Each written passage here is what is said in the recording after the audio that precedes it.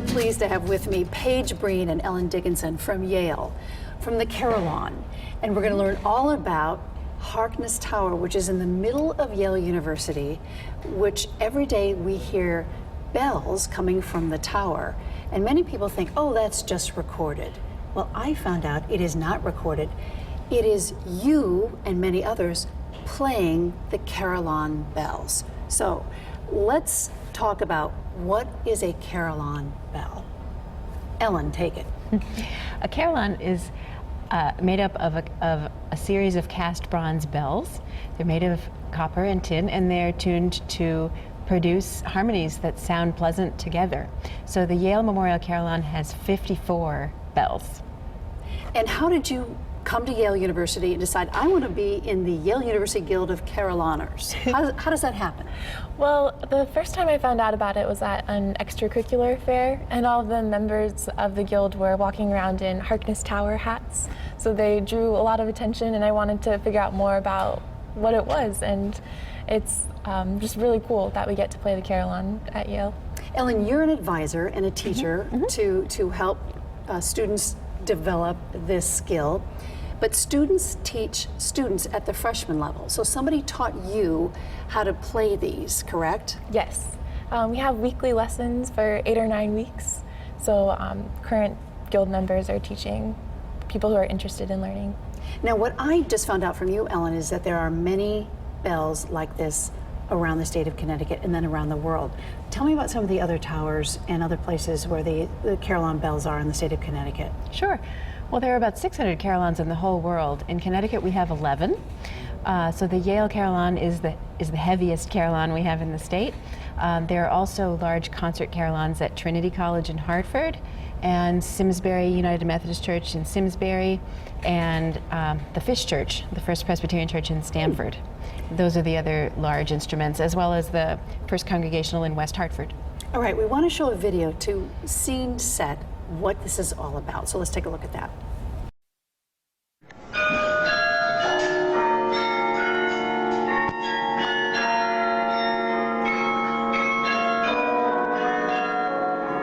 My freshman year, I heard the bells, and I was wondering who was playing them, or if it was a machine. Then I asked somebody who was a senior, so they knew everything, and they told me, oh, there's this group of people who bring the bells. And I was like, I've always wanted to be Quasimodo, and now I'm here. The Yale Guild of Carillonneurs is a group of students that plays Yale's 54-bell Carillon, and it's all undergraduates right now, although we can have graduate students also. And all of them have been student taught, so taught by previous members of the guild.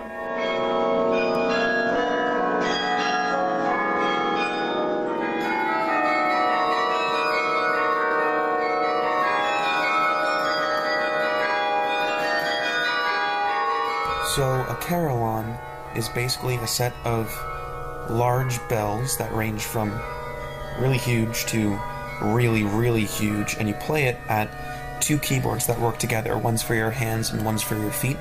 And when you press down one of those wooden batons, it pulls a metal ball inside of the bell to strike the inside edge of the bell, and that makes a different pitch depending on which one you press.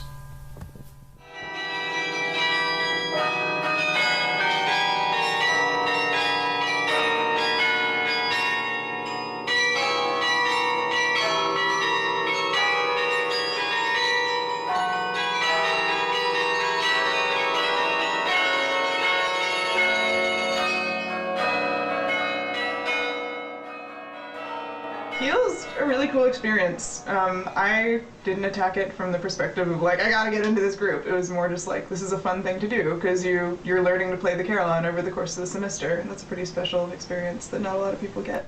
So anyone who's interested and can at least read music is assigned a teacher from the group. It's basically 10 weeks of lessons. You take lessons from current guild members.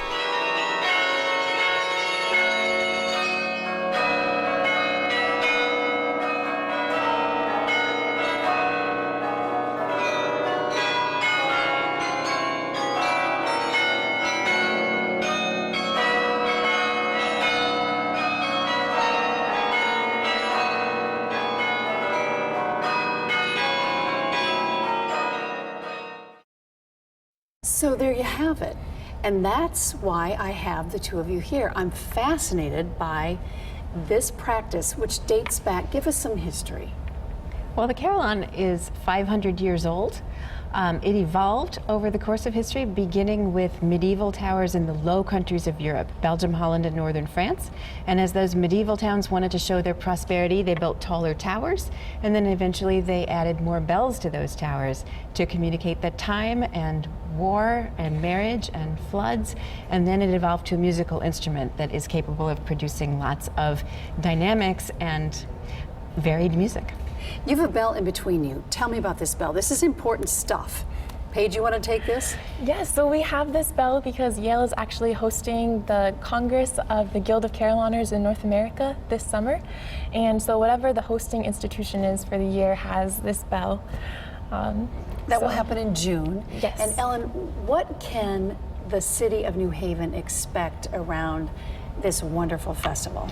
Well, it begins on June 16th and goes through the evening of June 19th, and we will have exciting performances on each of those days. There'll be multimedia, some projection plans onto the tower, very exciting.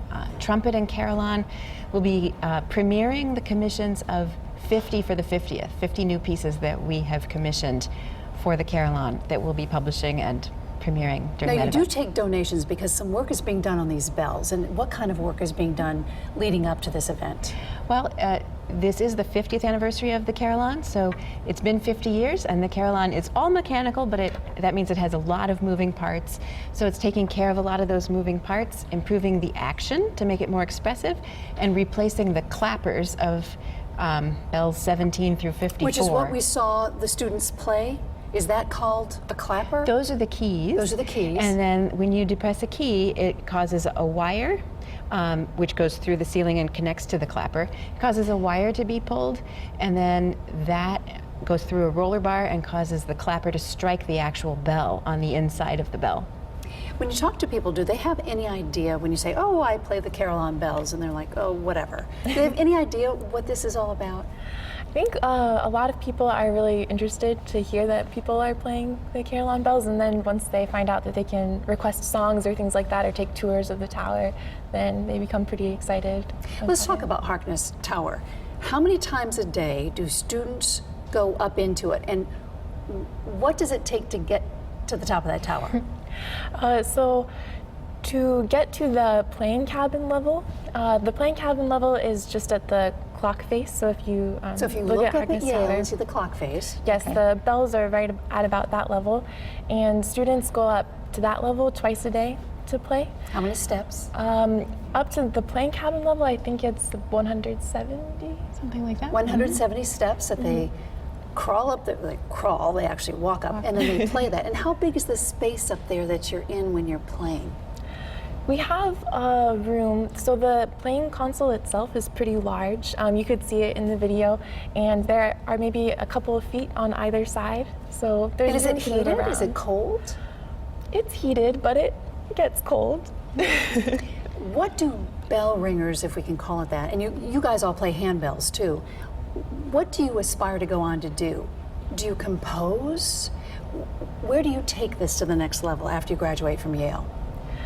Actually, one opportunity is to audition to become a Carillonneur member of the Guild of Carillonneurs in North America. So at the Congress in June, some people will perform recitals, so that's something to strive towards. And you're writing 50 new pieces, I think you mentioned, for this event in June. Mm-hmm. We've commissioned 50 pieces that are being written by lots of people all over the country and the world.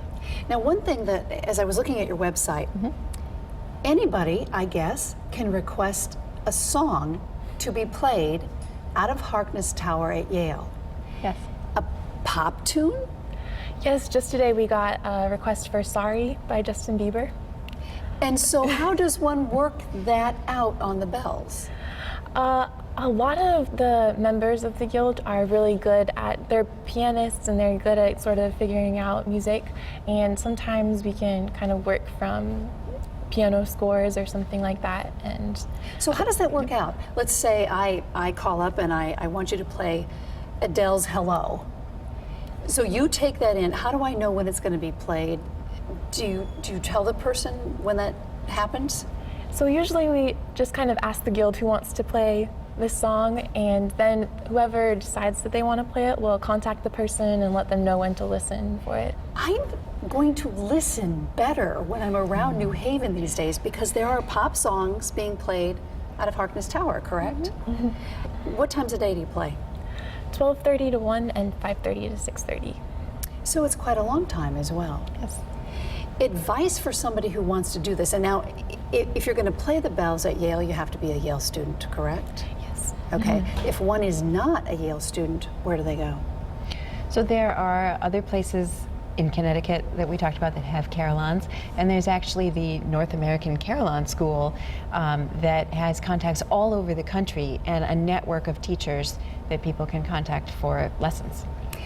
Ellen, you also went to Yale, and you said you never left. As a teacher and advisor, what are you getting from the bells all these years? Oh, there's nothing better. The bells are so rewarding to play, and the Yale students are so rewarding to teach, and they're really fun people and smart people and talented. It's a great privilege. And where do you hope to take this from? I mean, it's been many, many years that students have taught other students. Is there something that you aspire to get the word out more about this? I guess we're always trying to get more people taking tours of the tower and coming to our summer concert series, and just, being aware of what the Carillon is.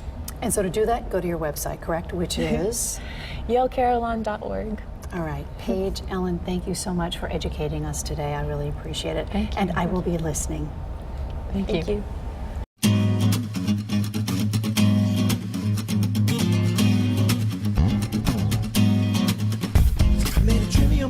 When one listen, who is this girl I spend all night kissing? And if one was right here, then who else is missing?